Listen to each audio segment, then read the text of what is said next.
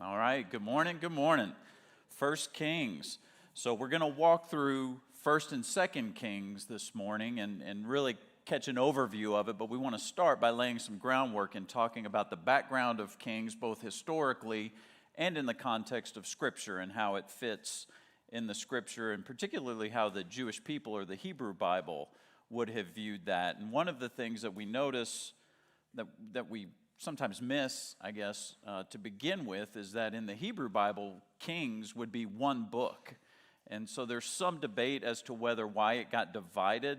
Most think it was probably because to put both books in one scroll would just be a really big, cumbersome scroll. And so the books were divided, but from the Hebrew perspective, they would see it as just the book of Kings.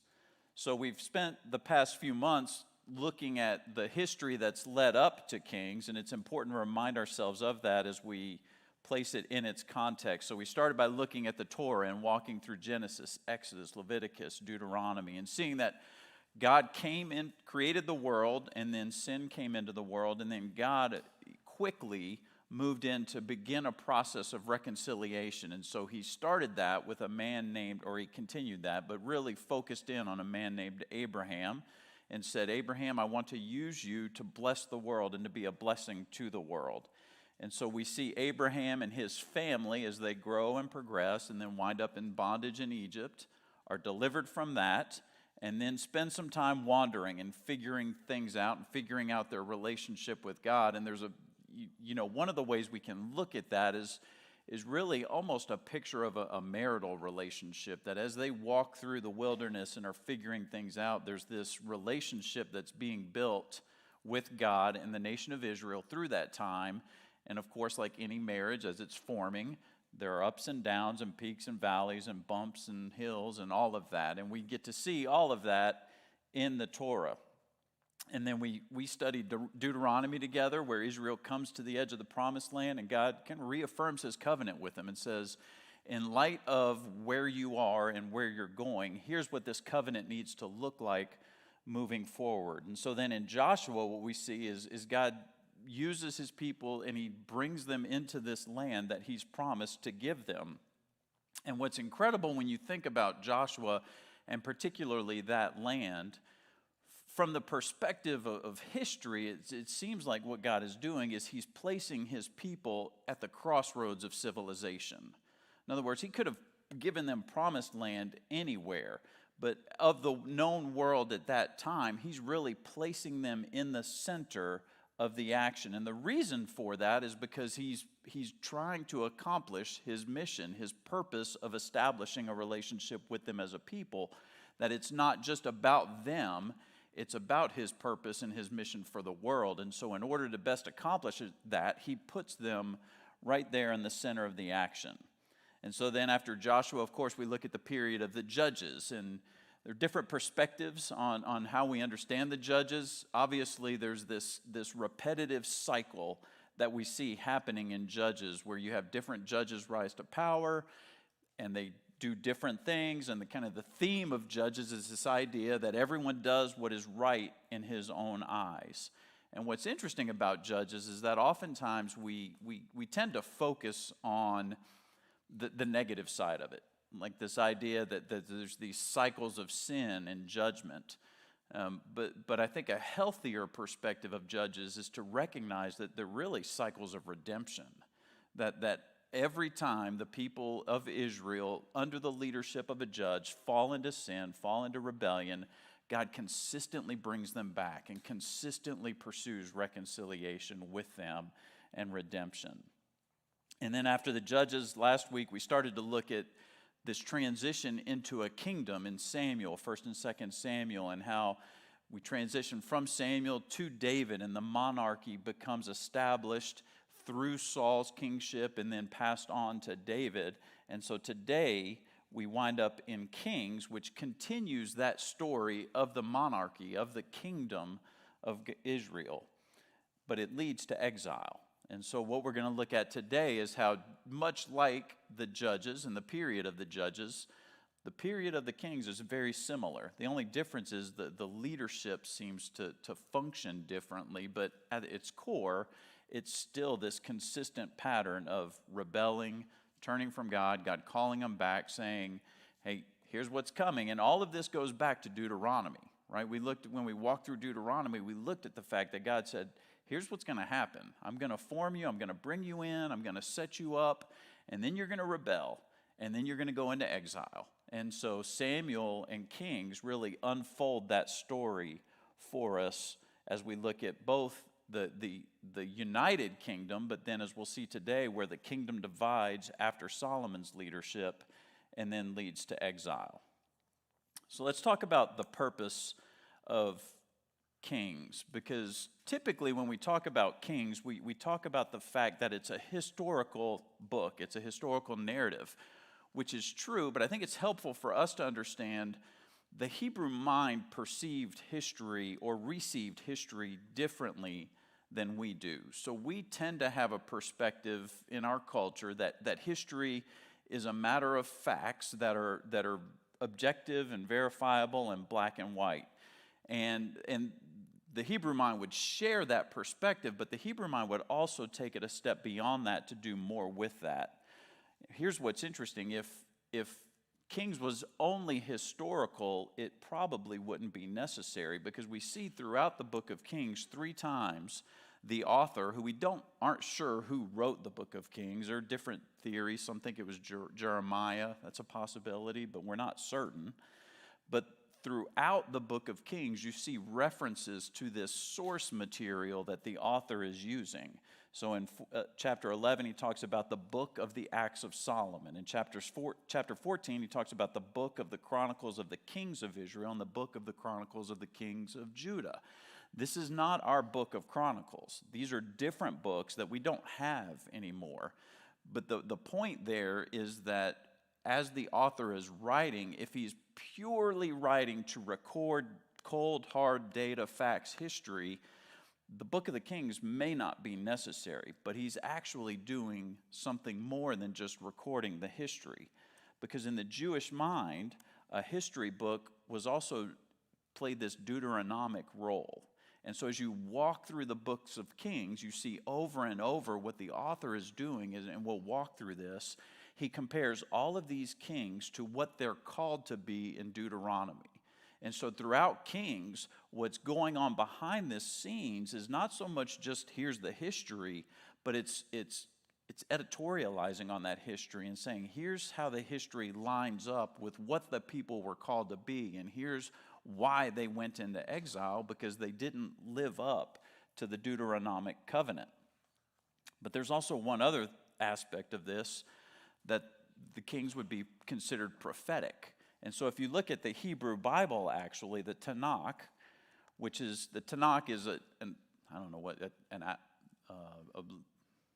the word? It's the alliteration, essentially, but the Tanakh stands for the T, the N, and the K. The T stands for the Torah. And so the Hebrew Bible would be called the Tanakh. The first section is the Torah, Genesis through Deuteronomy. The second section is the Nevi'im, or the prophets. And Samuel and Kings actually are within the prophets. And so it's a hint at part of the role of the books of Samuel and Kings is not just to give us the history, but it's to show how the history, throughout the history, God is calling his people back to himself, both in the midst of their history, but also as we read the history as a model, as an example, as a testimony of God's faithfulness, that the Kings and Samuel provide this prophetic process or this prophetic perspective calling us back to himself. And then the last part of the Tanakh would be the Ketuvim. These are the writings. And here's what's interesting here is that Chronicles, which we often consider as historical narrative as well, and it is, but it ends the Hebrew Old Testament, which is very interesting because the book of Chronicles ends very differently than the book that we have at the end of the Old Testament. So we have Malachi at the end of the Old Testament, which kind of ends on a sour note, kind of this like, hey, y'all aren't doing well, and we don't know where this is going to go. But that's not how the book of Chronicles ends. So the book of Chronicles in the Hebrew Bible ends the Old Testament, and it ends it on this note of hope that God's still at work and God's still doing something, and so we're not done here, whereas Malachi kind of leaves you with this sense that maybe we are. Maybe God's done with us, and Chronicles would say, no, he's still at work. He's still faithful to his covenant and going to do what he's committed to do. And so it's important to keep that perspective that the kings provide this prophetic access, this prophetic sound to what God is doing. One author, if you're not familiar with the Bible Project, are y'all familiar with the Bible Project? Have y'all talked about the Bible Project? So the Bible Project is a group. It's online. You can look it up. They've got excellent resources, materials, diagrams, charts, videos, all really well done and very helpful. But one of their authors said this about the kings: the author pits each new king against a prophet. And so what she's setting up is this idea that the books are called the Kings because it is tracking the monarchy of Israel, but really who's driving the action in the book of Kings are the prophets. The author pits each new king against a prophet to help you see that God's prophetic word ultimately determines Israel's history. It's actually the prophets and the words spoken through them that drive the books. And so we'll see what this looks like, because much as we saw with like David, for example, that he was on a bad path and he was confronted by a prophet who brought the word of God and it redirected him, the same thing happens over and over in the book of Kings. And so that prophetic role and prophetic posture is very central to what's going on, because again, it's God reconciling, it's God redeeming, it's God continuing to pursue relationship and redemption with his people. So let's talk about the context. The book itself, we believe, was written during the Babylonian exile. And so we're going to look at how we got to the exile, but this is a very important point because it's written shortly after the exile. So what it provides is it provides this answer to this question of how did we get here? Now that we're here, what led to this? And so in their book, Fee and Stewart say the book of Kings is ultimately answering the question, in light of God's covenant with Abraham and with David, how did all this happen to us? The answer: God has not failed his people. His people, led by their kings, have failed their God.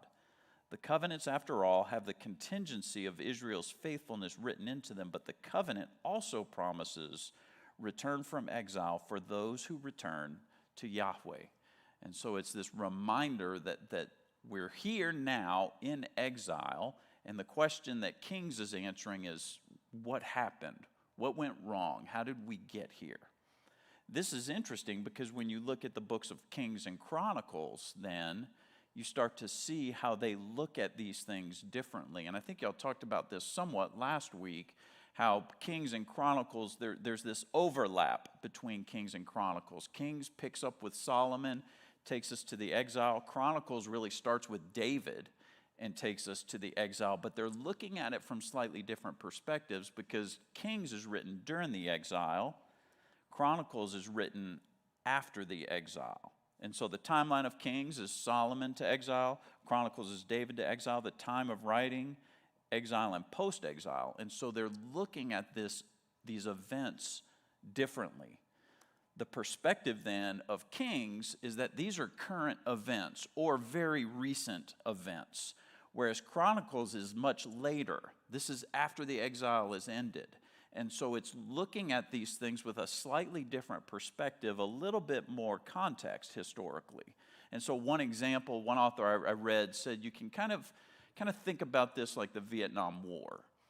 If you were to read headlines during the Vietnam War or immediately after the Vietnam War, that's kind of what the book of Kings is. They have this perspective of this just happened and we're still trying to figure out exactly all that's going on. Whereas Chronicles comes much later, and so Chronicles relative to the Vietnam War would be more like a documentary that would be produced more recently. So it has a bit more context. It has a bit more perspective on the actual events, but it also has a different purpose.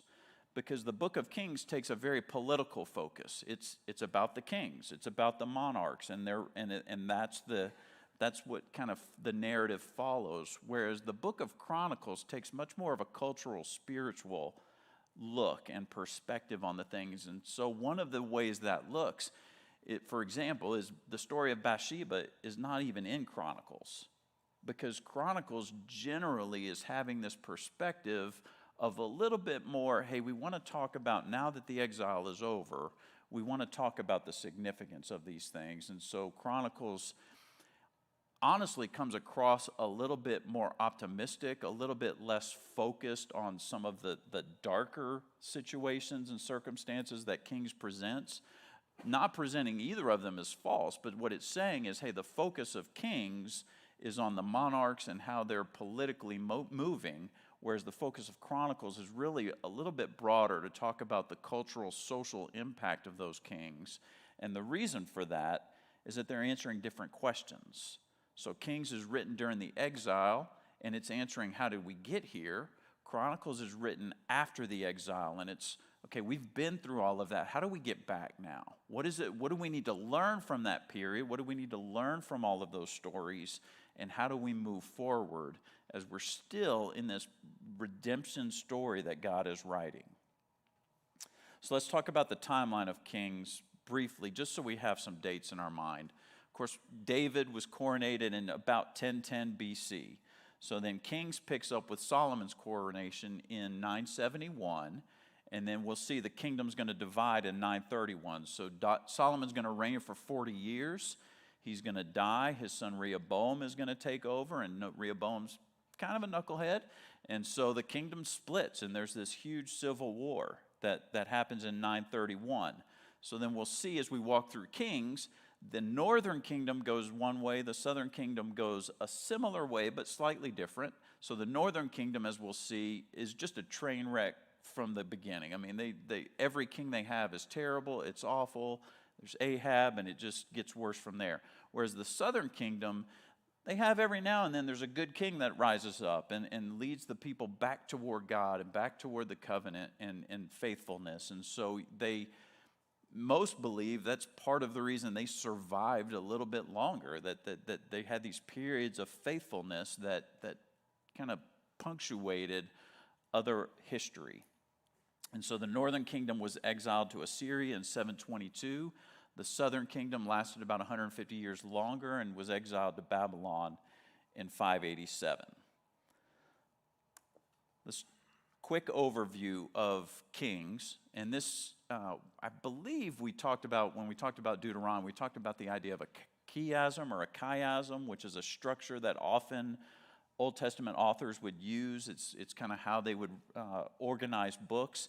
And oftentimes when you look at a chiasm, what you want to look at, what they're driving at, is that center section. That's what they're trying to move your focus toward. And so oftentimes, like if you look at a story or a narrative, you know, today, even in movies and stuff, you'll talk about like the climax of the story. That's the center of the chiasm and really where the authors want you to put your attention. So Kings starts with the prosperity of Jerusalem and the growth of the kingdom. So David is on his way out, Solomon is on his way in, and things go really well for most of that God blesses the kingdom and it grows, and then Jerusalem almost doubles in size. And so all of that's going really well, and the kingdom is growing. And then Solomon dies, Rehoboam takes over, and that's where the kingdom kind of goes off track, and we'll see how and why, all of that. But the kingdom then divides. And so you've got the northern kingdom and the southern kingdom. And the center of the book is really this chunk of the story where it's about all of these kings and the prophets engaging these kings. And that's really where the author wants us to place the bulk of our attention. So then moves back out from the division of the kingdom, the prophetic call, to the exile of the northern kingdom and how they go downhill, ultimately leading to their exile in Assyria. And then the book ends with the destruction of Jerusalem and the captivity of the southern kingdom. And so you go from the beginning, you've got Jerusalem prospering and being blessed, growing, and then it ends with Jerusalem is destroyed, the people are scattered and in exile in Babylon. So let's talk about major characters. There are really two kind of groups in the book of Kings, and we've alluded to them already. There are the kings that the book traces, and there are the prophets. Every king, you'll see generally the same pattern, that the story will, and some will get more focus and more attention than others based on a variety of things and situations, usually driven oftentimes by the engagement of the prophets.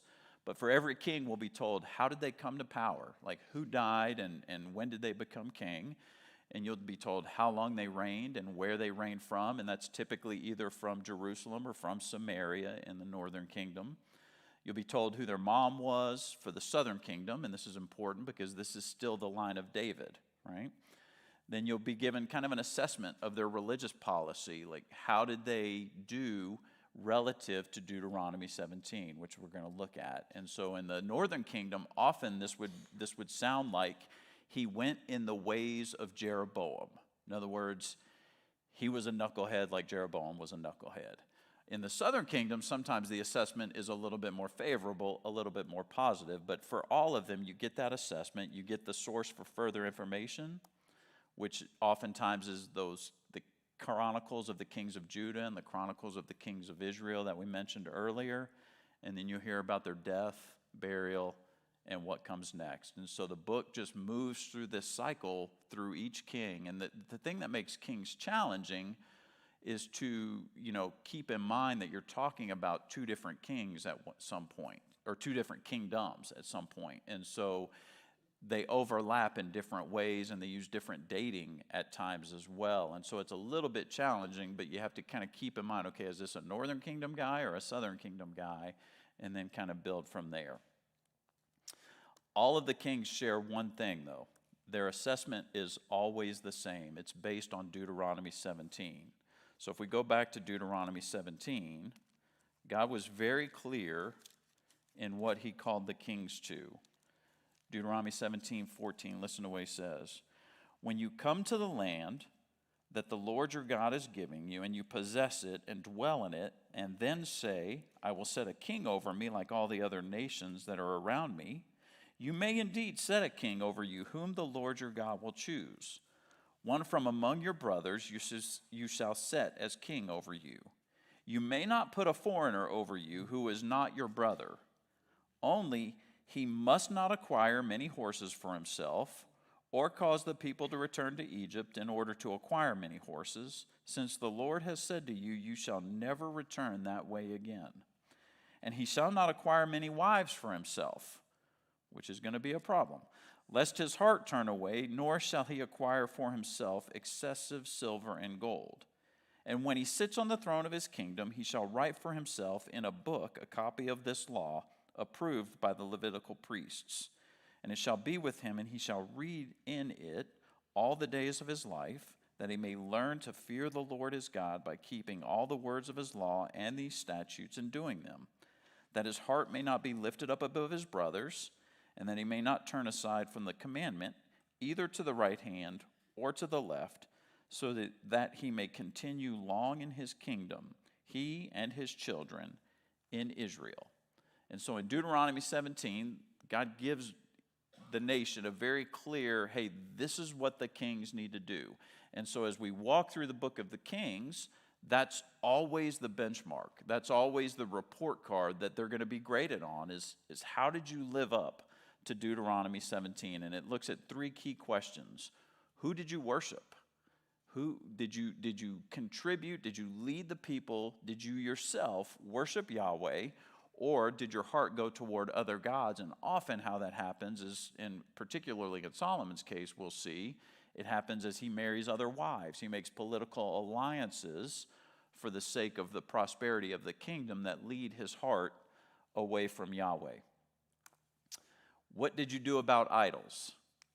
If you came in and they were there, what did you do about them?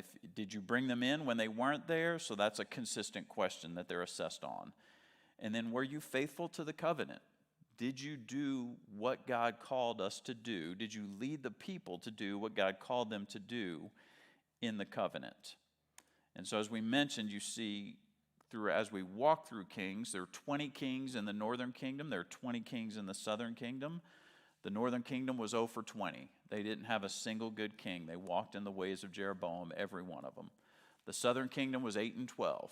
They had about 8 kings that did, at some level, a relatively good job that as kings evaluates and assesses them, it affirms some of what they did. They weren't perfect, but overall, they were assessed as being a good king that was faithful to the covenant. 12 were much more like the kings of the northern kingdom. And so there's some key kings that we'll see. Solomon obviously starts us all off coming out of David's death. And then Rehoboam and Jeroboam, Solomon's son, Rehoboam, and then Jeroboam, who leads the northern kingdom in the civil war against the southern kingdom. And then Ahab, who we'll look at. Ahab was a king in the northern kingdom that gets a lot of press in the book of Kings and a lot of focus, largely because of his interaction with 2 key prophets, Elijah and Elisha.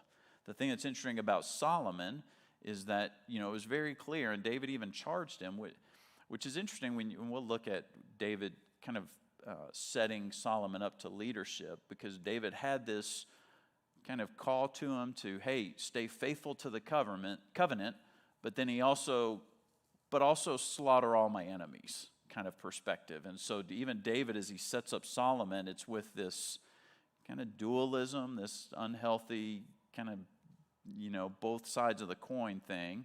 And then when Solomon comes into power, what we see is at the end of his leadership, at the end of his reign, he looks much more like Pharaoh than he does Deuteronomy 17. He's very wealthy. He has all the power. He enlists slave labor to build the temple and to build his kingdom, all of these things. And so when Solomon dies, he looks more like Pharaoh to us than he does the covenant. So there are the kings, and then the other major characters are the prophets, and 2 in particular that we see in Kings. And it's important to remember when we talk about the prophets that often when we think prophets, we think prophecy, and we think telling the future, crystal ball kind of stuff. But that's really not the role of the prophets in the Old Testament. They were not predictors of the future. There was some of that happened in their writings. There were some things that they said and looking forward to, hey, but usually, most times, that had to do with you better repent or you're going into exile. Most times that was the focus of their prediction, which God had already done in Deuteronomy. Rather, the prophets were there to speak on God's behalf. So they were to be the voice of God speaking to the people, specifically to call them back to the covenant, to call them back to faithfulness to Yahweh, to remind them of what God had done with them, what God wanted to do through them, and what it looked like to walk faithfully with Him. And when they would not return, the prophets would go to the consequences. And usually that was exile, that was destruction. The 2 key prophets that we see in Kings are Elijah and Elisha, who get a good amount of coverage. Elijah being the prophet, and it's interesting, so when Elisha comes into leadership, Elijah says, hey, what would you ask? And Elisha says, I would ask for a double portion of whatever is on you. Like whatever God's done in you, I want double that. I want double that. And so what you see in the book of Kings actually is Elijah performs 7 significant miracles. Elisha performs 14, which is an interesting thing to watch. But it's also important to know that there are prophets that don't show up in Kings, but they're very much active during the period of the Kings, and these are the rest of the prophets in our Old Testament. And so what's helpful is to understand, hey, as we read the Old Testament prophets, how do they fit into the history of Kings and of Israel? And what was this, a pre-exilic prophet? Was this an exilic prophet? Was this a prophet to the northern kingdom or to the southern kingdom?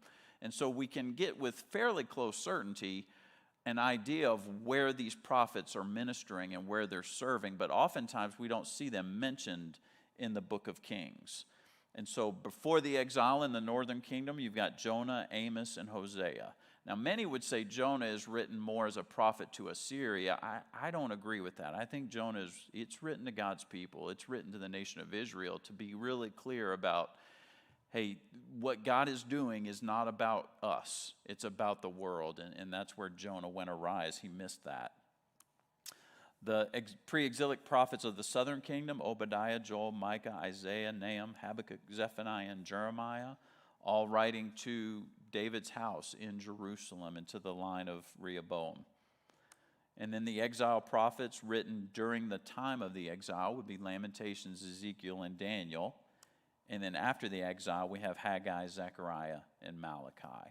And so, it's helpful to keep in mind where these prophets fall in the history of God's relationship with the people and when they're writing relative to what's going on. Okay? So that's some background. Let's spend some time looking at some specifics in the book of Kings.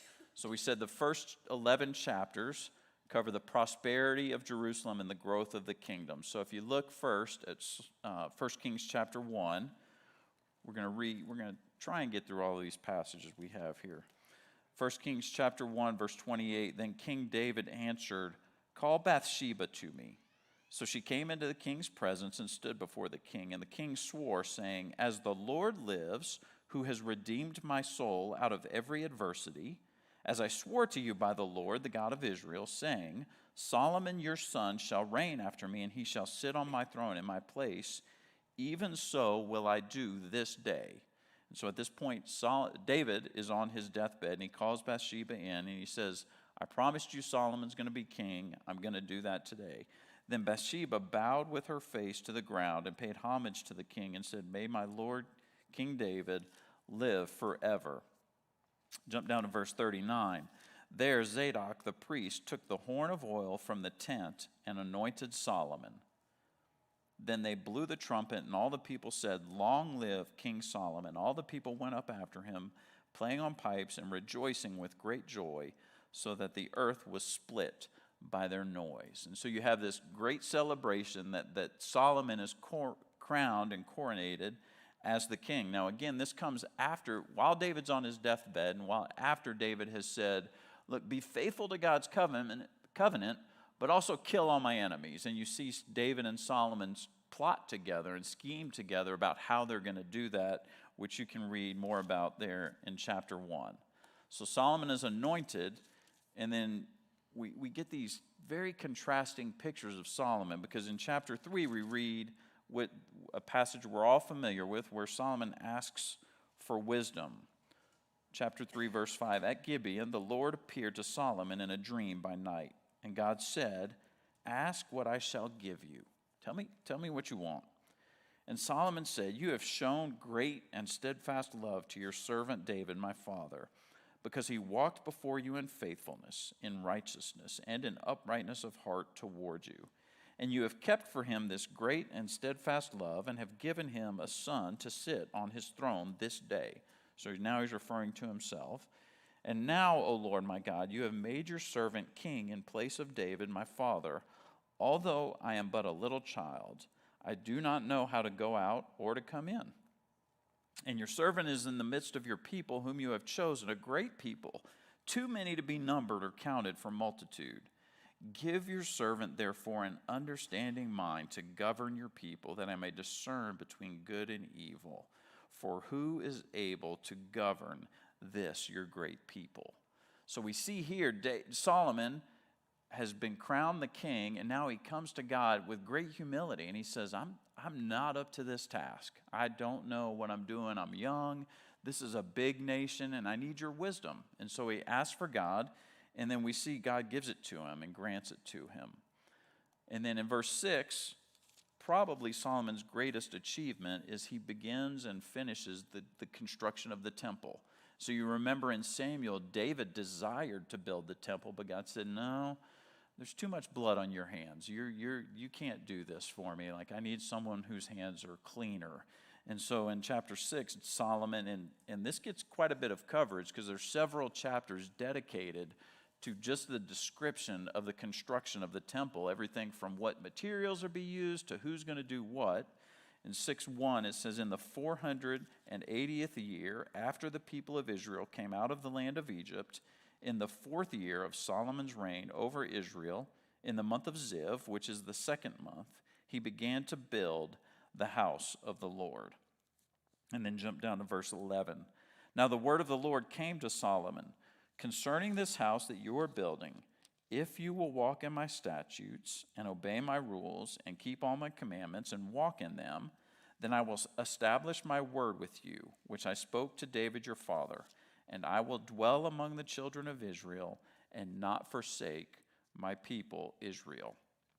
And so what Solomon is going to do is he's going to construct this tent that gives God a place to reside with his people. You remember in the Exodus, they had the tabernacle and how this tent traveled with them and was always with them. And now Solomon builds a temple where his presence is going to reside. And God says, I will be there with my people if you're faithful to me. And then in chapter 8, you can read of the dedication of the temple. We won't read that whole passage, but look at verse 22 in chapter 8.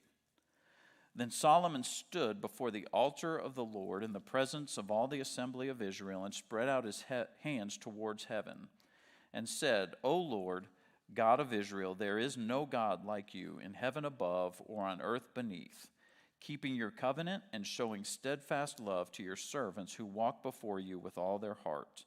You have kept with your servant David, my father, what you declared to him. You spoke with your mouth and with your hand have fulfilled it this day.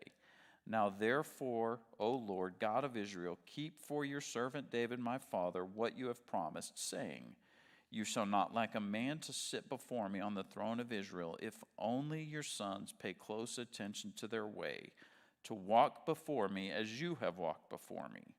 Now therefore, O God of Israel, let your word be confirmed, which you have spoken to your servant David, my father. And so in dedicating the temple, Solomon's cognizant of this fact that this is based on God's covenant with David, his promise to David, but it's also dependent on his faithfulness, where he talks about if he will be faithful to you. And then, unfortunately, we read in 1 Kings 11, which is really similar, I think, if you look at David's life and line it up with Solomon's life, a lot of similarities between this account and the account of David and Bathsheba. The only difference is we don't really see Solomon turn. We don't see him come back to walk with God. But look at 1 Kings 11, and we'll read this passage because it's so key to the book and to the nation as they journey. Now, King Solomon loved many foreign women, which is exactly what God said don't do in Deuteronomy, along with the daughter of Pharaoh, Moabite, Ammonite, Edomite, Sidonian, Hittite women, from the nations concerning which the Lord had said to the people of Israel, You shall not enter into marriage with them, neither shall they with you, for surely they will turn away your heart after their gods. Solomon clung to these in love. He had 700 wives who were princesses and 300 concubines, and his wives turned away his heart. For when Solomon was old, his wives turned away his heart after other gods, and his heart was not wholly true to the Lord his God, as was the heart of David his father. For Solomon went after Ashtaroth, the goddess of the Sidonians, and after Milcom, the abomination of the Ammonites. So Solomon did what was evil in the sight of the Lord, and did not wholly follow the Lord, as David his father had done. Then Solomon built a high place. So he's just built the temple of God. Now he builds a high place for Chemosh, the abomination of Moab, and for Molech, the abomination of the Ammonites, on the mountain east of Jerusalem.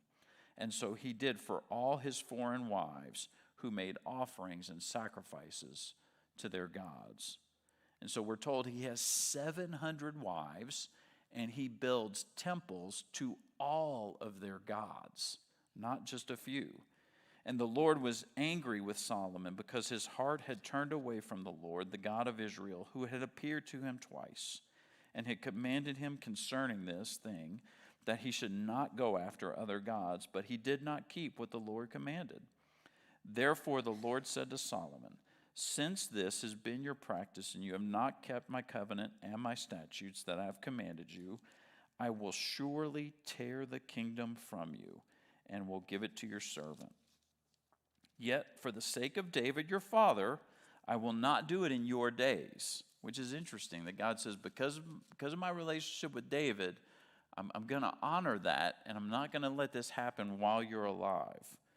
But I will tear it out of the hand of your son. However, I will not tear it all away all the kingdom, but I will give one tribe to your son, which will become the southern kingdom that reigns from Jerusalem, the tribe of Judah, for the sake of David my servant, and for the sake of Jerusalem that I have chosen. And so you have this interaction between God and Solomon that's really interesting, because God comes to him and says, you're going to lose the kingdom now. But because of my relationship with David, you're not going to lose it all. And because of my love for Jerusalem, you're not going to lose it all. That there's going to be one tribe that will remain and will be part of your lineage, part of your ancestry. And what you see here is not only God preserving and honoring his relationship with David, but honoring his covenant with David. That despite the fact that Solomon is totally turned away from him, he says, I'm going to honor my covenant, and I'm going to do it by keeping this one tribe in Jerusalem for now. So that's the prosperity and growth of the kingdom, and then we see the division of the kingdom in 1 Kings 12 through 16. And we're only going to look at one passage here because you'll get the idea of what's going on. Look at 1 Kings chapter 12.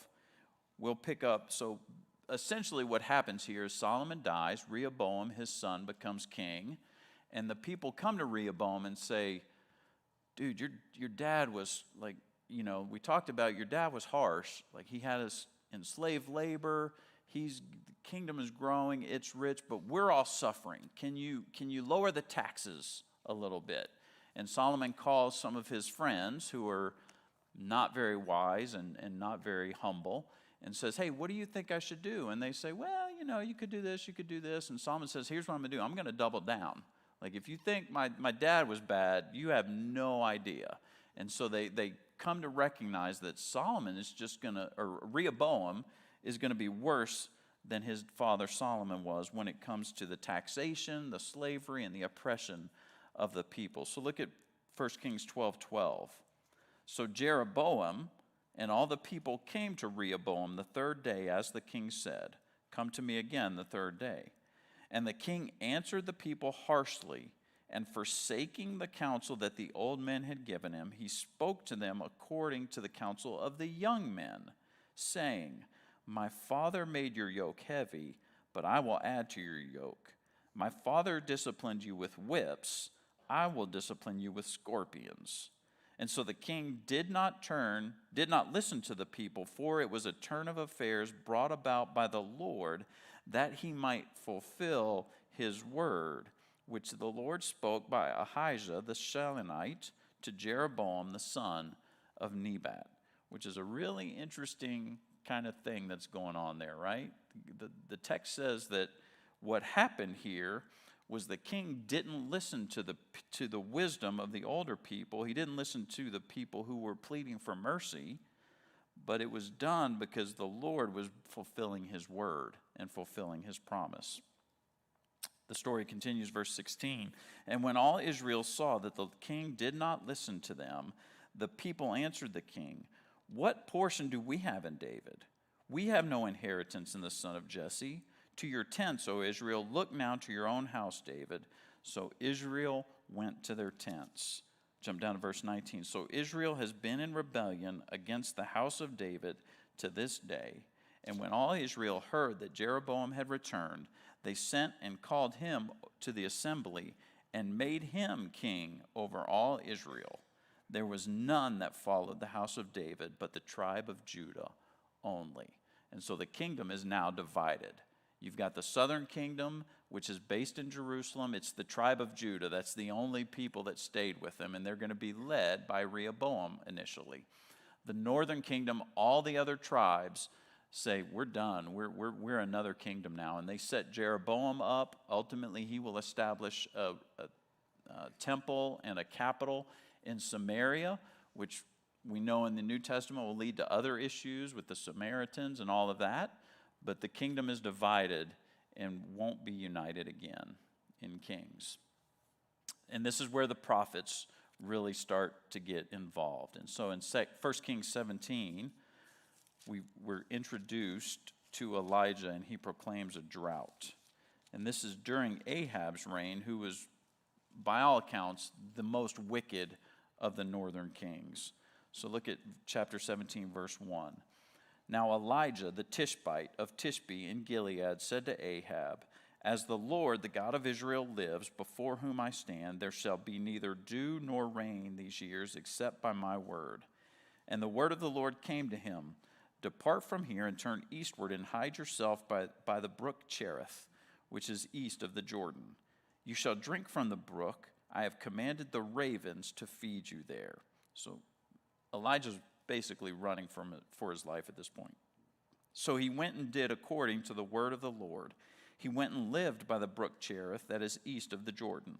And the ravens brought him bread and meat in the morning, and bread and meat in the evening, and he drank from the brook.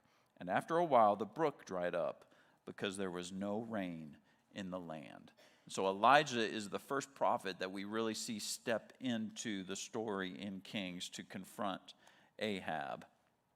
And then we're probably familiar with the battle of Elijah with the prophets of Baal, which is just a funny story to read, honestly, because he's going up against the battle of the priests of Baal, and he's like he's like, hey, you do this to, we're going to test the gods here, and he basically says, well, maybe your God's busy, maybe your God's in the bathroom and he can't be bothered, and so we see this kind of back and forth that he has with the prophets of Baal. Look at verse 17 in chapter 18.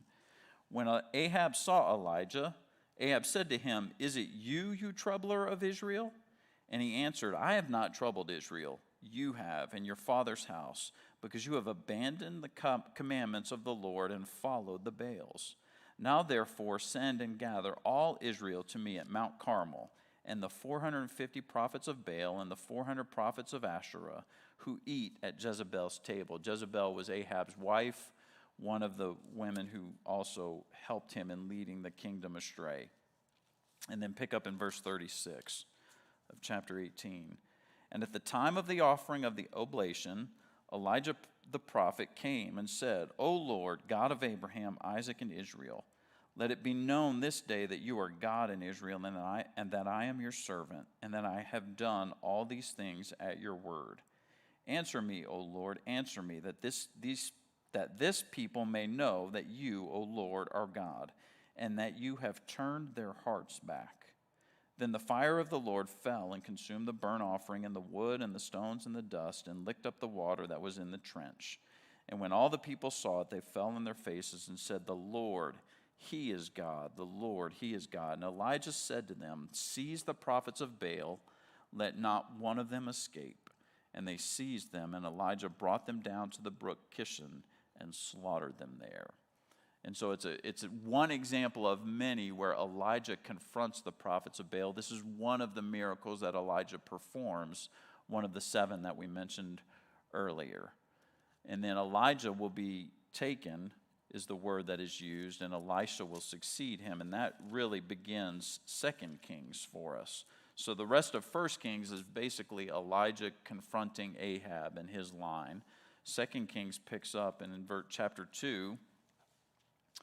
Now, when the Lord, let's pick up in verse 9 for the sake of time. When they had crossed, Elijah said to Elisha, Ask what I shall do for you before I am taken from you. And Elisha said, Please let there be a double portion of your spirit on me. And he said, You have asked a hard thing. Yet, if you see me as I am being taken from you, it shall be so for you. But if you do not see me, it shall not be so. And as they still went on and talked, behold, chariots of fire and horses of fire separated the two of them. And Elijah went up by a whirlwind into heaven. And Elisha saw it and cried, My father, the chariots of Israel and its horsemen. And he saw him no more. Then he took hold of his own clothes and tore them into 2 pieces. And he took up the cloak of Elijah that had fallen from him and went back and stood on the bank of the Jordan. Then he took the cloak of Elijah that had fallen from him and struck the water, saying, Where is the Lord, the God of Elijah? And when he had struck the water was parted to the one side and to the other, and Elisha went over. So some imagery there, very reminiscent of the Exodus, and Elisha stepping into this role, very similar to that of Moses in leading the people of Israel. So Elisha takes over for Elijah. We won't read 2 Kings 5. This is the story of Naaman. The significance of this story is that this is one of the specific stories we see in Kings where the message of the kingdom and the word of Yahweh is going to a Gentile, specifically to heal a Gentile. And so God uses this story of Naaman to reinforce this idea for his people that you are not here for yourself. You're not here just because you're special. You're here because I have a purpose for you, and that purpose extends beyond your borders, and you can't forget that as you serve me. So after we read throughout the end of 1 Kings, the first part of 2 Kings, it's all of these back and forths with prophets and kings, and more are mentioned in Kings than just Elijah and Elisha, but they definitely are the major ones. So the next step then is the destruction of Jerusalem and the captivity of the kingdom that we see in 2 Kings 18.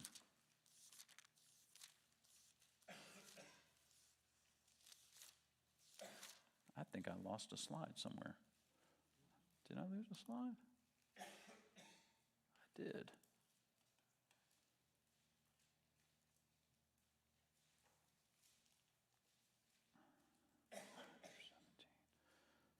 I don't know what happened. I lost a slide somewhere. So before this step is basically the exile of the northern kingdom. And it's more of the same, like I said earlier, of where you just read consistently all of these kings, they're introduced, we're told about them, and then they're assessed. And in the northern kingdom, they all fail miserably, and they continue to lead the people away from God, leading up to their exile to Assyria in 722. So we'll pick up then with the destruction of Jerusalem and the captivity of the kingdom, 2 Kings 18. We read of Hezekiah in chapter 18, verse 1. In the third year of Hoshea, son of Elah, king of Israel, Hezekiah, the son of Ahaz, king of Judah, began to reign. He was 25 years old when he began to reign, and he reigned 29 years in Jerusalem. His mother's name was Abi, the daughter of Zechariah. And he did what was right in the eyes of the Lord, according to all that David his father had done. He removed the high places and broke the pillars and cut down the Asherah. And he broke in pieces the bronze serpent that Moses had made. For until those days, the people of Israel had made offerings to it. It was called Nehushtan. He trusted in the Lord, the God of Israel, so that there was none like him among all the kings of Judah after him, nor among those who were before him. For he held fast to the Lord. He did not depart from following him, but he kept the commandments of the Lord that the Lord commanded Moses. And the Lord was with him. Wherever he went out, he prospered. He rebelled against the king of Assyria and would not serve him. He struck down the Philistines as far as Gaza and its territory, from watchtower to fortified city. So Hezekiah serves as a great model where you see all of that assessment happen and how basically we're told he follows in the ways of David and is faithful to God and leads the people accordingly. 2 Kings 22, for the sake of time, we won't read this, but this is when Josiah is reigning, another faithful king in Judah, and he finds a copy of the Old Testament or the Torah in the temple and rejoices and is so thankful to have found it. And it's a picture of his faithfulness to God, which is reiterated in 2 Kings 23, verse 1. Then the king sent, and all the elders of Judah and Jerusalem were gathered to him. And the king went up to the house of the Lord, and with him all the men of Judah and all the inhabitants of Jerusalem, and the priests and the prophets, all the people, both small and great. And he read in their hearing all the words of the book of the covenant that had been found in the house of the Lord. And the king stood by the pillar and made a covenant before the Lord to walk after the Lord and to keep his commandments and his testimonies and his statutes with all his heart and all his soul, to perform the words of this covenant that were written in this book. And all the people joined him in the covenant.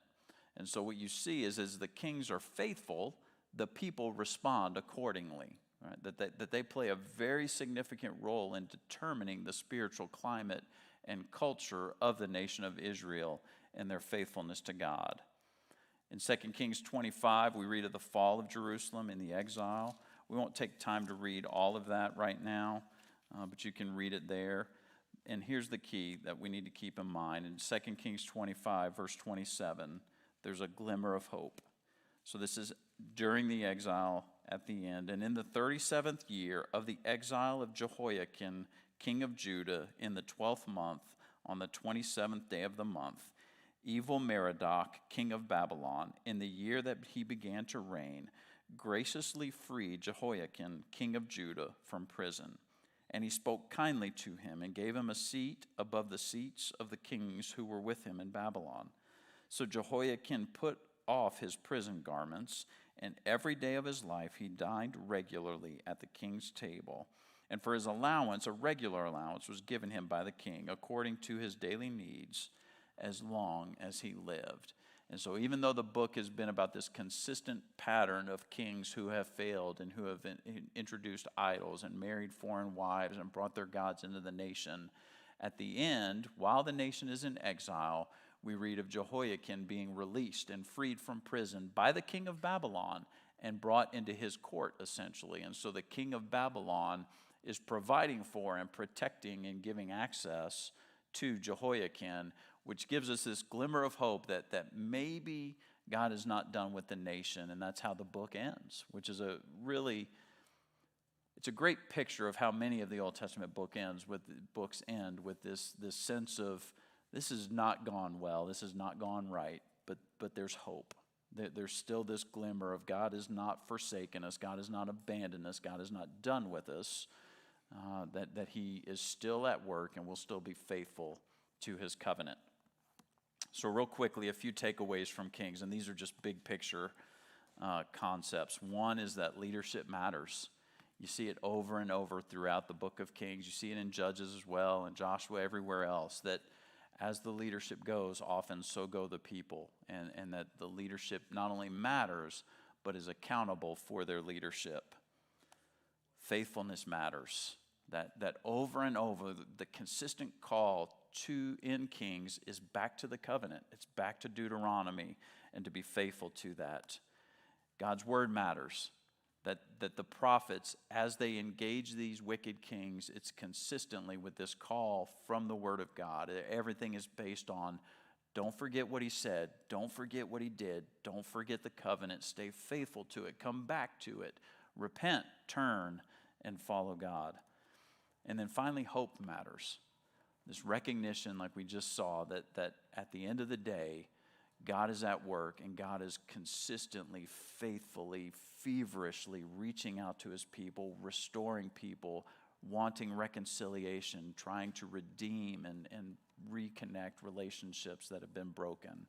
And that we have to remember that all the time, every day, that God, as we've been looking at the parables over the past few weeks, that the heart of the Father is about the one who is out there, who's lost and alone. And you see that over and over throughout the Old Testament, that the heart of the Father is always going after his people with grace and mercy and love and redemption. And that is absolutely fundamental to everything we have to be about. So that's the book of Kings. Next week, you'll be looking at the books. Next week, right, Dale? Yeah, the book of Chronicles. Destination still ahead. And like I said, that Chronicles recounts a lot of this same story, but it does so from a slightly different perspective, a little bit more hopeful and with a little bit more context that obviously God has not forsaken us. We've gone astray, and now we need to talk about how we get back on track. So that'll be next week.